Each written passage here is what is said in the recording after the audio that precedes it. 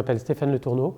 J'ai fait partie de la promotion 2015-2016 et actuellement je suis en formation, en reconversion professionnelle donc à l'INA où je fais la formation qui s'appelle JRI Média Global. Alors, avant d'intégrer le master, pendant une quinzaine d'années, j'étais déjà journaliste mais en presse écrite. J'ai fait le choix de la formation Euromédia à un moment donné parce que je cherchais en fait à travailler sur d'autres supports médiatiques que simplement la presse écrite. J'avais envie de travailler pour le web, j'avais envie de travailler pour de la radio. Mon stage de M2, je l'ai fait dans la rédaction de France 3 Haute-Normandie à ce moment-là, à Rouen. La formation, en fait, ce qu'elle m'a apporté, alors déjà effectivement ce que je venais chercher, c'est-à-dire à travailler un petit peu pour d'autres supports. Hein. Et surtout, voilà, c'est ce que j'ai découvert, c'est le travail de l'image télé que je connaissais pas du tout et que c'est pas là au départ où je pensais aller.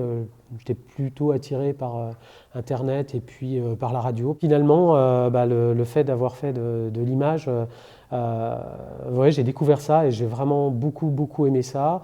Que ça soit pendant le master et puis après lors de mon stage. Le souvenir que je garde de la formation Euromédia, c'est qu'il y avait beaucoup de travail.